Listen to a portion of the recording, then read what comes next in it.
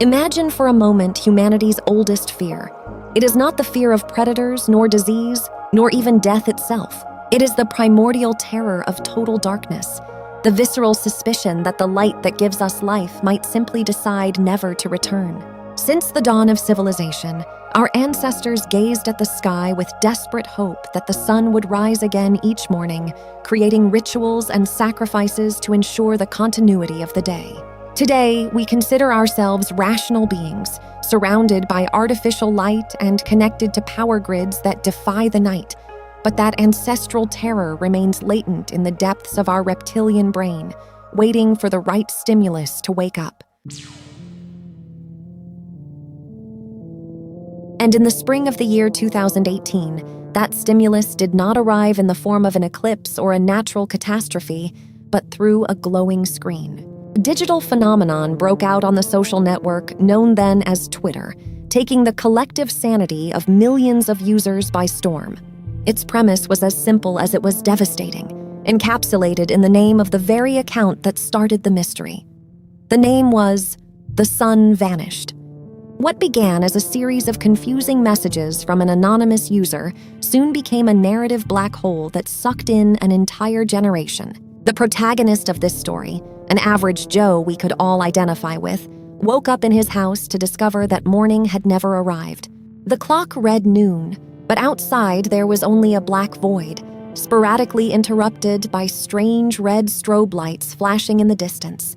And even worse, anyone who looked directly at those lights or exposed themselves to the outdoors without protection disappeared, went insane, or turned into a violent threat. The air turned toxic. Communications with the authorities were cut off, and the outside world was instantly transformed into a hostile and incomprehensible wasteland.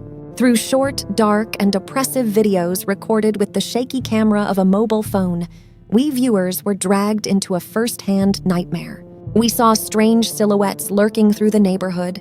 We heard the metallic clanging and the gut-wrenching screams in the distance, and we felt the claustrophobia of being trapped in a house that was slowly running out of supplies. But the genius of The Sun Vanished did not lie solely in its found-footage horror aesthetic, or in what digital culture experts call liminal spaces, those transitional places that generate deep discomfort when they are empty or altered. The true innovation was the interaction mechanic. This was not a passive tale. It was an alternate reality game, known by its acronym ARG, and the protagonist was asking for our help. At every fork in the road of his struggle for survival, the account creator posted a poll. Should the protagonist head out to search for food at the neighbor's house, or stay and ration what he had left? Should he open the door for the friend crying desperately outside, knowing they might be infected by the lights? Or should he ignore them and bolt the locks? The fate of this fictional individual was literally in the hands of an anonymous mass of internet users. Hundreds of thousands of people voted, debated in mile-long threads, and analyzed every frame of the videos looking for clues, transforming a horror story into a community survival effort. This participatory structure forces us to stop and dissect the psyche of the modern viewer. Why did millions of people feel so drawn to the task of guiding a stranger through a dark apocalypse? The answer lies in a fascinating psychological concept we could call apocalyptic escapism. In our daily reality, the world is overwhelmingly complex. We are bombarded by news about imminent climate change, cyclical economic crises, geopolitical tensions, and the crushing pressure to maintain a perfect digital identity. The modern individual feels a profound loss of control over their own destiny. Faced with global problems that seem insurmountable, anxiety becomes the natural state of the contemporary human being. Many sociologists and psychologists suggest that, paradoxically, the fantasy of the end of the world offers immense psychological relief. The apocalypse, by destroying all social and economic structures, simplifies existence to its rawest and most elemental form. There is no longer a need to worry about paying taxes, unemployment, or social rejection. The only goal is to survive one more day. And in the case of The Sun Vanished, this fantasy was offered from the safety of our own homes.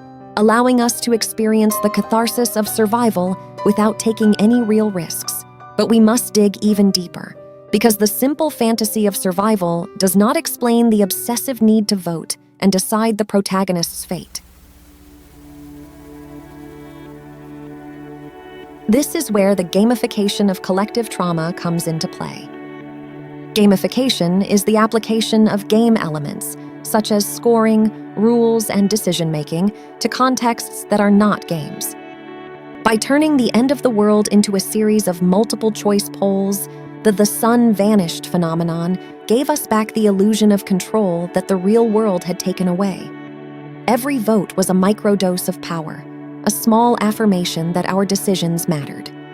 However, this has a deep dark side. By participating in this experience, users were internalizing and processing latent collective traumas. The paranoia of being surrounded by an invisible and lethal threat, the distrust toward neighbors, and the forced seclusion at home are echoes of very real fears that humanity has faced throughout history, and that, ironically, would manifest again in a terrifying way just a few years after the creation of this digital tale. This connection between the game and trauma reveals how the internet has altered our way of processing fear.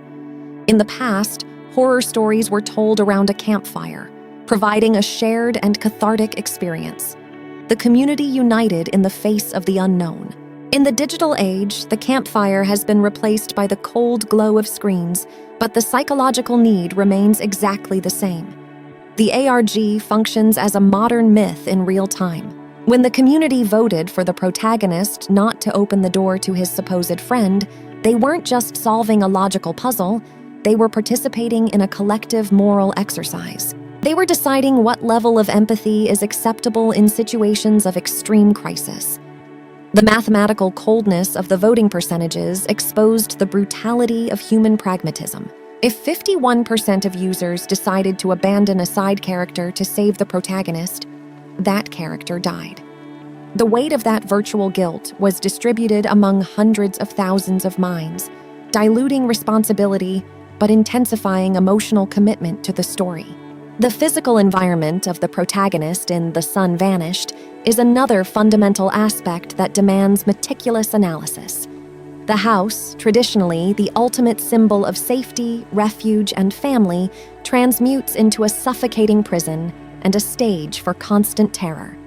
Windows, which were once portals to the community and nature, must be desperately boarded up with blankets, newspapers, and duct tape. This induced claustrophobia is a perfect metaphor for contemporary technological alienation.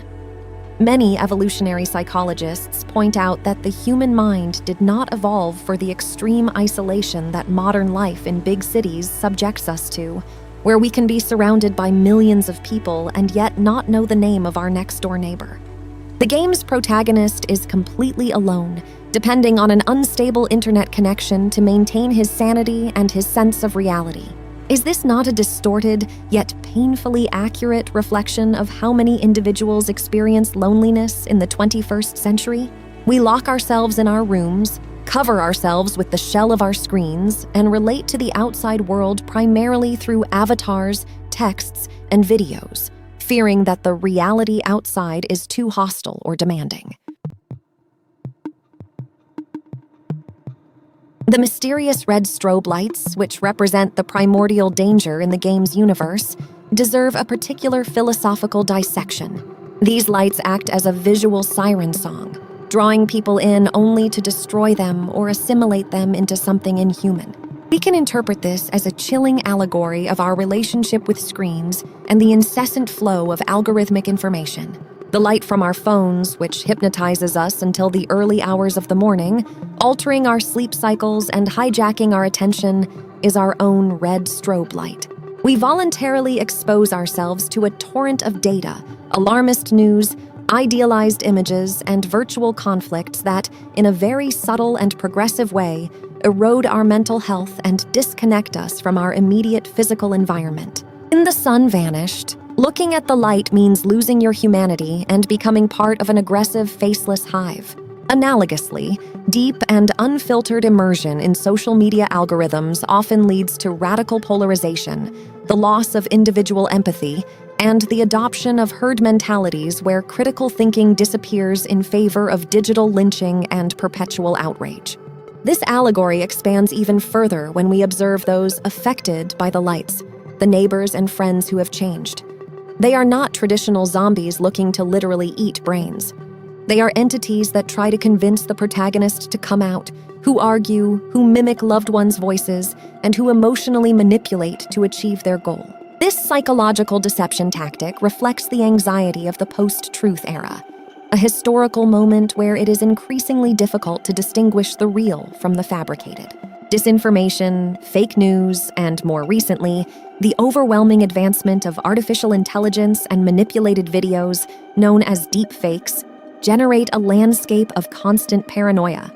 The player of The Sun Vanished, much like the modern citizen, must subject every piece of information to paranoid scrutiny. Is that voice in the video really a friend asking for help, or is it a simulation designed to breach our defenses? The gamification of this paranoia trains us, almost subconsciously, to distrust our own senses in a world mediated by the digital. The absence of the sun, the element that gives the title to this entire macabre work, is the masterstroke on a symbolic level. The sun has always represented truth, revelation, the light of reason, and the natural order of things. By turning off the sun, the story not only plunges the world into physical darkness, but decrees the death of absolute certainties. We live in a historical period characterized by the deconstruction of grand narratives. Institutions that once provided us with stability, such as religion, the traditional state, or mainstream media, face an unprecedented crisis of trust. The sun of our collective certainties has vanished, and we have been left in the dark, trying to navigate uncertain territory, guided only by flashes of fragmented and often contradictory information. The protagonist's experience, trying to put together the puzzle of his reality based on rumors on the web and flashes in the night, is a poetic reflection of modern epistemology. We no longer have a single source of illumination. We depend on a chaotic network of anonymous peers to validate what is real and what is an illusion. It is essential to observe the evolution of memory in this context.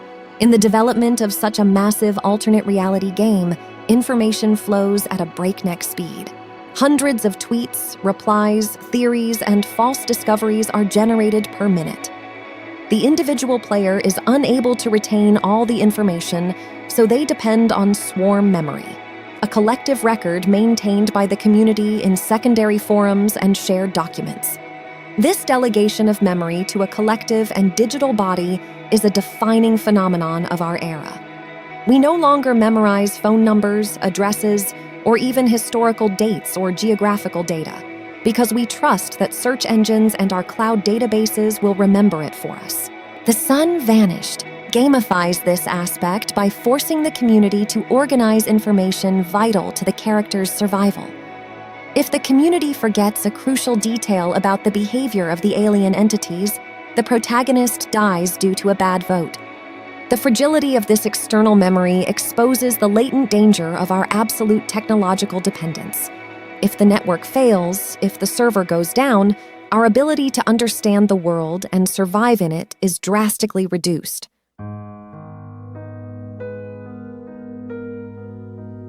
If we shift this deconstruction of the phenomenon toward its current relevance, we discover parallels that are bone-chilling. When The Sun Vanished debuted in the spring of 2018, its themes of forced lockdown, fear of outside contagion, and absolute dependence on the internet for socialization and survival were seen strictly as elements of a dystopian science fiction narrative. No one, absolutely no one, could have predicted that barely 2 years later, a global pandemic would force entire humanity to live through a terrifyingly similar version of that very same story. Cities emptied out, becoming giant liminal spaces. The outdoors suddenly became lethal due to an invisible virus, a threat as intangible as the game's strobe lights. We locked ourselves in our houses, hoarded supplies irrationally, and spent our days staring through screens, looking for updates, mortality statistics, and signs of hope in an endless stream of data. Fiction did not just imitate reality, it served as an accidental simulation, a psychological stress test for a catastrophe that humanity was about to face. This macabre synchronicity explains why the game's legacy endures in the digital unconscious. It empirically proved to us that the separation between online life and real life is an illusion. The emotions that users experienced while voting for the protagonist's fate, the anxiety, the guilt, the relief, and the panic were 100% genuine, even though the object of their concern was a set of pixels and lines of code. This underscores a fundamental paradigm raised by contemporary researchers of human behavior. Our emotional brain does not efficiently distinguish between a direct physical threat and a highly immersive, community-based narrative. Collective trauma can be generated, managed, and even instrumentalized through virtual platforms. The gamification of trauma, therefore, is not just a game design trick, but a profoundly powerful sociological tool. When news outlets present ecological disasters, armed conflicts, and political crises through graphics, intensity meters, opinion polls, and real-time victim counters, they are applying the same structure as the sun vanished to the fabric of world reality.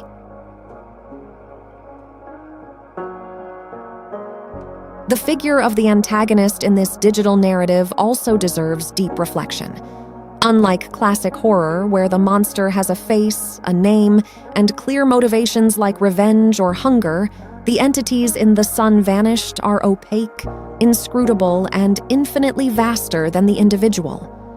They fall from the sky, they modify the atmosphere, and they operate under incomprehensible logics. This perfectly reflects the modern fear of macroeconomic systems, global technological infrastructures, and the omnipresence of artificial intelligences incomprehensible to the average citizen. We feel that our lives are being directed by monolithic forces, black box algorithms that decide our employability, our access to credit, the visibility of our opinions, and even the viability of our romantic relationships. Cosmic horror, traditionally associated with ancient deities and sea monsters of insurmountable dimensions, has mutated. Today's cosmic horror is algorithmic bureaucracy, the certainty that we are trapped in an immense system that does not hate us, but, in a much more terrifying way, is absolutely indifferent to our existence, processing us as simple variables in an infinite equation. The decline of sustained attention is another layer of vital analysis that the game exposes mercilessly. The native format of this phenomenon, based on short posts, brief video clips, and sporadic interactions, adapts like a biological parasite to the social media ecosystem. It does not require the viewer to sit for 2 hours in a dark room as they would in a traditional cinema. Instead, it infects the user's daily life. The notification on the phone that the character has posted a new plea for help interrupts work, meals, and the actual sleep of the participants. Fear seeps into the cracks of the daily routine. This fragmentation of the narrative reflects how we consume reality itself today. We no longer read deep, leisurely analyses. We devour sensationalist headlines, 15-second videos, and debates reduced to a couple of characters. The complexity of the world is ground up and gamified into pills of dopamine and cortisol, keeping us in a constant state of hyperactive alert and chronic fatigue, unable to disconnect because the game of the real world keeps moving forward and demanding our constant participation through moral outrage or purely existential anxiety.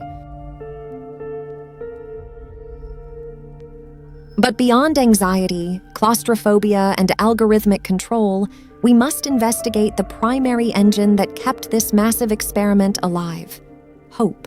In a scenario where the sun has literally disappeared and the outside world has become a hell of lights and monsters, the persistence of the protagonist and of the audience that guided him is a testament to human resilience. Despite the failures, despite the community's bad decisions that resulted in the loss of safe havens or temporary allies, the impulse to keep going, to seek answers, and to find other survivors was never extinguished.